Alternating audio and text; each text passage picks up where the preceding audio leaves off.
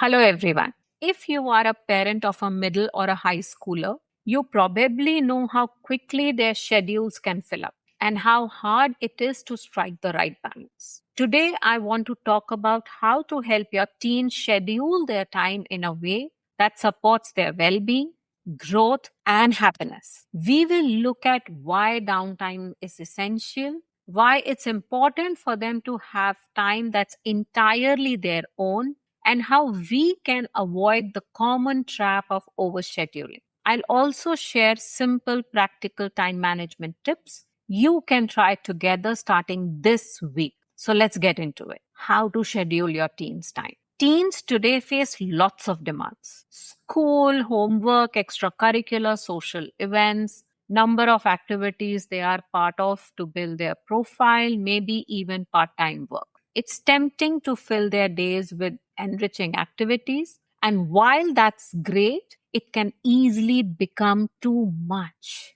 A thoughtful schedule always puts priorities first: consistent sleep, time for homework and studying, nourishing meals, and some form of physical activity to keep their bodies healthy. These basics create the foundation for everything else. And from there, you can add their interests and commitments. But it's important not to overshoot. Ideally, you and your team should look at the week together and create a flexible plan that blocks out time for each activity, including travel time and breaks. Some children travel upwards of an hour to school. Having a predictable routine helps reduce stress and builds life skills like time management. But that schedule should never be so rigid that it becomes a source of pressure. It doesn't leave any breathing time. So here are my tips. Tip number one: use the time blocking method.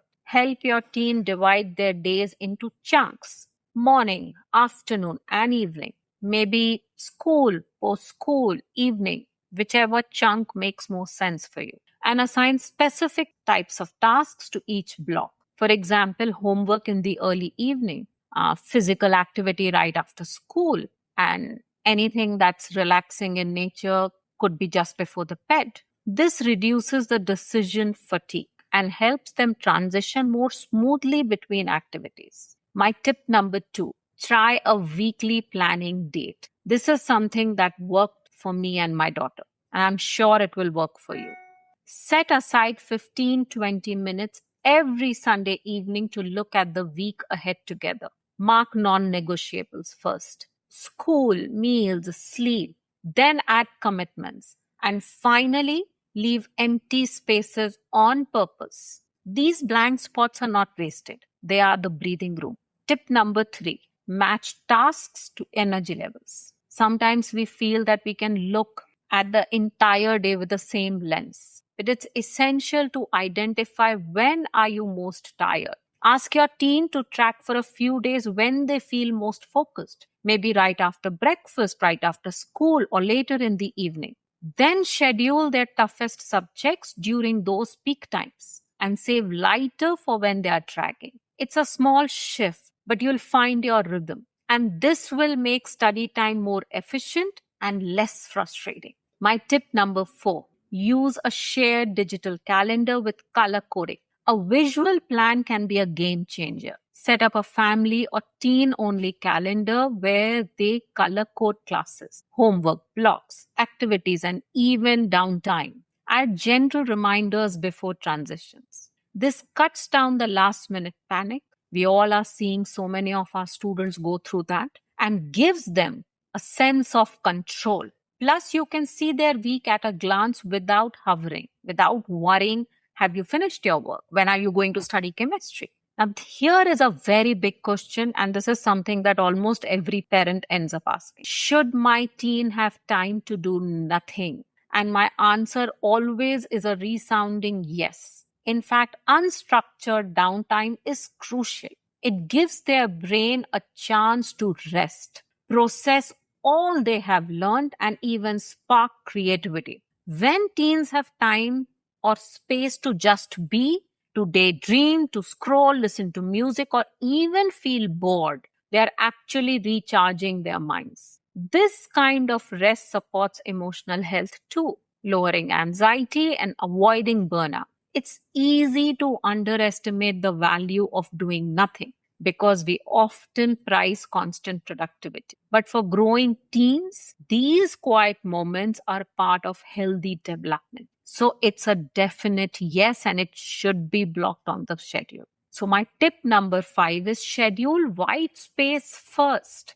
Before adding any extracurriculars, pencil in at least 30 to 60 minutes of unscheduled time each day. Treat that also as non negotiable, just like dinner or sleep. This gives your teen permission to pause without guilt, and it actually makes their focused time more effective. My tip number 6 is teach the 2-minute reset. Between tasks, encourage your teen to take just 2 minutes to step away. Stretch, breathe, look out of the window, take a walk around the house, play with your pet. It's a tiny habit, but it clears the mental clutter and helps them transition from one activity to the other without any resistance. Another very, very important thing and another very important idea is teens need time that's completely theirs. This means time they choose how to spend, what to do with it without adult direction or obligation. Having ownership over some part of their day helps them build independence, gives them a sense of control, a sense of power, allows them to make decisions and learn what really matters to them. This may not be productive time. When teens have space to explore their own interest, form friendships, or simply relax in their own way, they develop confidence and a stronger sense of identity. So even when schedules get busy, carving out free time that belongs only to your teen can make a huge difference in their mental health and motivation. So my tip number 7 is let them own one power time. Give your teen control over some time each day. No suggestions, no reminders, no checking in, nothing to do with what you would like them to do. Whether they use it for gaming, reading, calling a friend, or napping, the key is that they decide. This builds decision making skills and reinforces that their time has value beyond productivity. My tip number 8 is use a want to, have to list. Have your teen write down everything they want to do in a week and everything they have to do.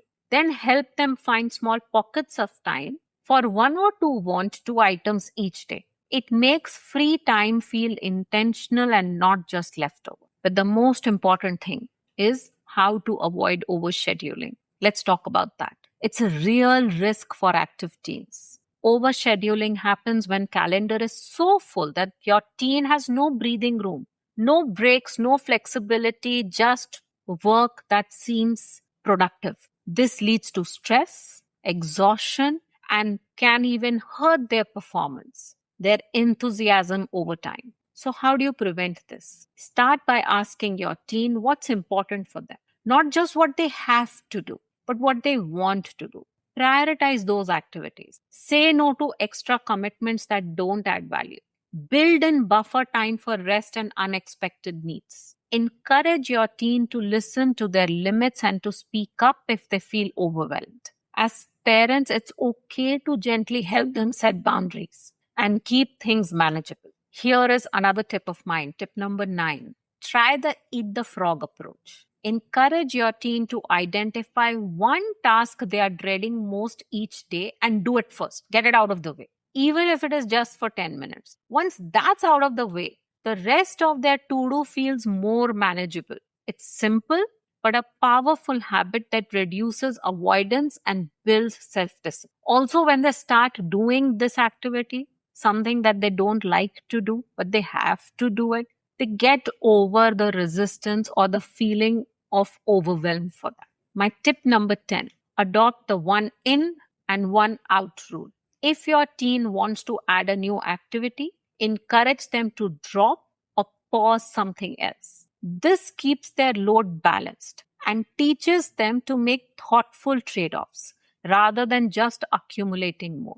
Doing it because my friend is doing it, doing it because everyone is doing it, doing it because maybe my counselor recommended. Tip number 11 is build in buffer zones. Add 10 to 15 minutes of transition time between activities, especially between school and homework or between sports and dinner. This small cushion reduces rushing, lowers stress, and gives their brain a moment to shift gears. Sometimes it also allows them to catch up with spillover. Balancing a teen's schedule is definitely a challenge, but it's one of the best ways to support their growth, happiness, and long term well being. Remember, focus on essentials. Respect their need for downtime and personal space and avoid packing every minute with activities. With these 11 time management habits like time blocking, white space, buffer zones, and the eat the frog method, you can help your teen feel more in control and less overwhelmed.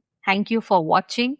And if you have questions or want to share your own experience or a tip that's worked for you, I would love to hear from you in the comments. Take care.